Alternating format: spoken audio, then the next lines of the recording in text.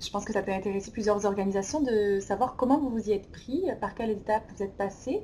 On sait que c'est important d'avoir un document qui se tient, qui est cohérent, complet, mais qui reflète aussi la mission et les valeurs de votre organisation. Et puis un autre enjeu sur une politique d'égalité femmes-hommes, c'est l'appropriation. C'est qu'on veut que ce document, l'ensemble de l'équipe estime qu'il reflète ces valeurs. Alors, quelles ont été justement les étapes dans cette conception? Est-ce que vous pouvez nous faire un petit historique des différentes marches, des différents pas qu'il a fallu poser pour arriver à la conception du document et d'un document approprié? Ben, effectivement, l'appropriation, je pense que tu l'as mentionné, c'est prioritaire. Puis si j'ai un conseil à donner à une autre organisation, je pense que c'est là-dessus qu'il faut mettre l'emphase.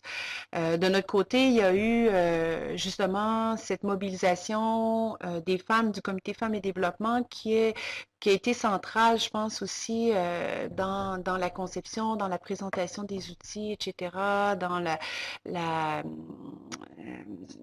validation aussi de cette politique-là. Euh, Puis cette appropriation-là, elle se bâtit pas toute seule, là. C'est un processus en fait qui demande.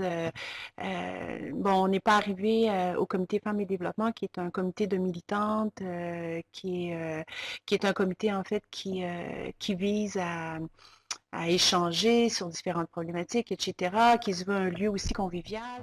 On n'est pas arrivé avec un processus très, très lourd, très administratif, où on devait tout de suite parler, jouer sur les mots, etc. Donc, on y a été vraiment graduellement avec des rencontres.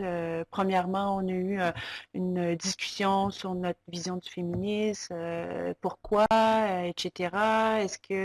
Et le lien, après ça, les liens ont découlé pour pouvoir élaborer la politique. Donc, ça, je pense que l'appropriation de la politique par ce comité-là a été un élément déclencheur et c'est devenu un peu une fierté aussi au sein du comité Femmes et Développement parce qu'on a eu le prix égalité de Mauricienne d'influence qui est de la table de concertation du mouvement des femmes de la Mauricie. Donc ça a été, ça a été puis évidemment, la politique était l'élément déclencheur là, pour qu'on ait ce prix-là. Fait que je pense que c'était une certaine fierté que les femmes avaient aussi d'avoir contribué à l'élaboration d'un outil euh, qui va être vraiment utile au sein du comité de Alors, on comprend bien comment vous avez réussi par différentes discussions plus informelles en partant des centres d'intérêt des femmes qui composaient ce comité. Donc vous avez réussi à créer un intérêt pour débattre du contenu du document. Mais est-ce que tu peux nous expliquer ensuite comment vous avez conçu les différentes parties du document? Est-ce que vous avez mené un audit de genre ou un processus d'analyse des documents existants au sein du comité? Est-ce que vous avez eu des focus group avec qui? Est-ce que tu peux rentrer un petit peu dans ces détails-là? Oui, oui, effectivement. Ben, en fait, tout à l'heure, ce que je disais, c'est qu'il y avait aussi des événements qui faisaient en sorte que c'était facilitant d'intégrer la politique à ce moment-là. C'est que on devait aussi, au moment où on a engagé Marie-André Gauthier, on devait faire une analyse de l'équité salariale qui devait être soumise au gouvernement, comme plusieurs organisations ont eu à faire. Euh, donc, on a profité en fait de cette occasion-là où on avait une grille à remplir pour répondre aux exigences. On a profité pour aller au-delà de cette grille-là et de faire des groupes de discussion avec les employés. Mais avant ça, d'en arriver là, il y a eu toute une analyse aussi des politiques internes au sein du comité, en commençant par la mission, évidemment.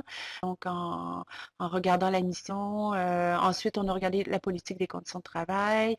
On n'a pas non plus des milliers de documents officiels, mais c'était des documents de base là, en fait, qui nous ont permis là, de d'amorcer un premier travail là, de recherche.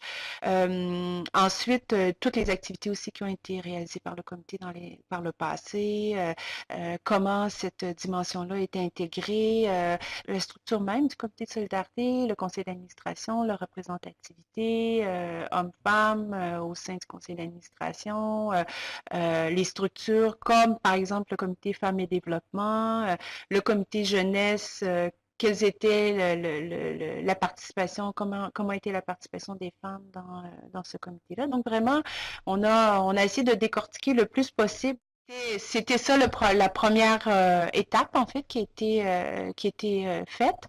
De là, on a élaboré une série de questions pour les membres en fait du comité de solidarité, c'est-à-dire les bénévoles, les gens qui sont associés soit à travers le conseil d'administration, soit à travers différents comités d'action parce que il y a un comité jeunesse, il y a un comité femmes et développement, il y a des gens qui travaillent sur la question de la démilitarisation, qui travaillent sur la question de la Palestine. Donc, essayer de rejoindre le plus possible ces membres-là pour qu'ils puissent en fait nous informer de leur perception sur cette question-là.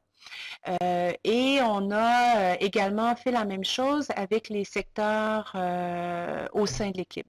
Il pourrait y avoir une audit qui est beaucoup plus exhaustive que celle qu'on a fait. Mais à la lumière de l'information qu'on a recueillie, on a réussi à élaborer un premier jet.